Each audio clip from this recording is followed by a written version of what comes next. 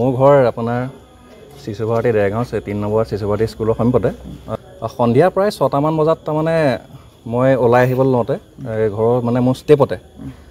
গৰুৰ কটা মূৰৰ অংশ এটা উদ্ধাৰ হয় আৰু সেইটো লৈ মই অলপ আচৰিত হৈছোঁ যে আজি মই প্ৰায় ২৩-২৪ বছৰ ভেটেনেৰী কোৱাৰ্টাৰতে মই থাকি ডাঙৰ হোৱা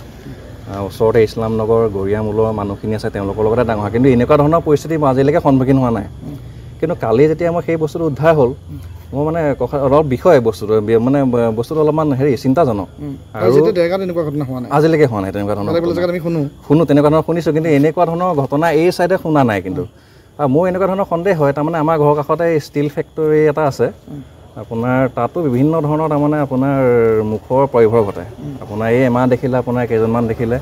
তাৰপিছত আকৌ দেখিলে বেলেগ আপোনাৰ বংগমূল্য কিছুমান আপোনাৰ দেখা পাওঁ এতিয়া মোৰ সন্দেহ হয় যে তেওঁলোকে এই আমাৰ যিটো সাতাম পুৰুষীয়া আপোনাৰ সম্প্ৰীতি এই সম্প্ৰীতিৰ এনাজৰীডাল আমাক ভাঙিবলৈ হয়তো তেওঁলোকে কিজানি চেষ্টা কৰিব পাৰে গতিকে আমি সকলোৱে আহি আজি মোৰ বন্ধু ভাতৃ দাদা সকলোৱে আহি পেলাই আমি দেৰগাঁও থানাত আমি অচি ছাৰক বিষয়টো অৱগত কৰোঁ আৰু এটা নিৰপেক্ষ তদন্ত ইয়াৰ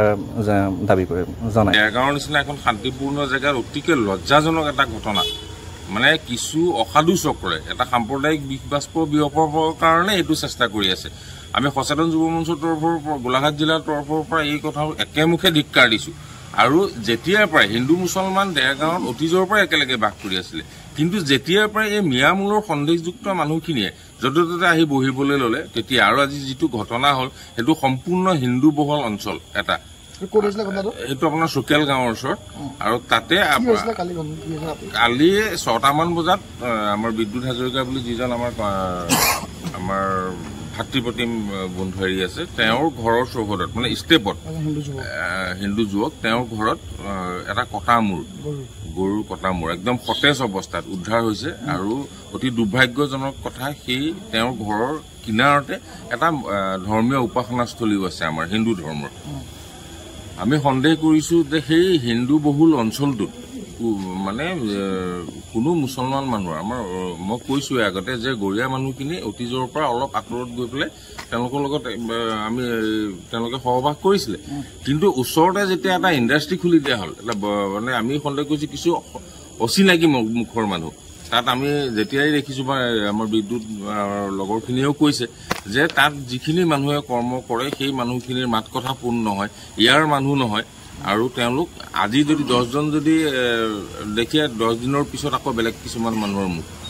আজি এসপ্তাহৰ আগতো পৰিয়াল লৈ পেলাই মানুহ দেখিছে এই সন্দেহজনক মানুহখিনি এই মানসিকতাৰ মানুহখিনিৰ কাৰণে আচলতে অসমত এই অস্থিৰ এটা পৰিৱেশ আমি আইন হাতত তুলি ল'বলৈ বিচৰা নাই আৰু আমি সদায় গণতান্ত্ৰিক পদ্ধতিত আমি শ্ৰদ্ধা কৰোঁ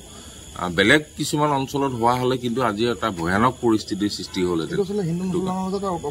এইটো অপ্ৰীতিকৰ সৃষ্টি মানে পৰিৱেশ সৃষ্টি কৰিবৰ কাৰণে তেওঁলোকে চেষ্টা কৰিছে আমি সেইটো কাৰণে সেই দুষ্ট চক্ৰটোক আমি সকীয়াই দিব বিচাৰিছোঁ আৰু ইতিমধ্যে আমি আৰক্ষী প্ৰশাসনৰ লগত গৈছোঁ তেওঁলোকে এক নিৰপেক্ষ তদন্ত কৰিব আৰু দোষীক মানে উলিয়াই পেলাই উচিত শাস্তি প্ৰদান কৰিব যিকোনো খবৰৰ বাবে যোগাযোগ কৰক 7099017330 লগতে 7099017110 নম্বৰত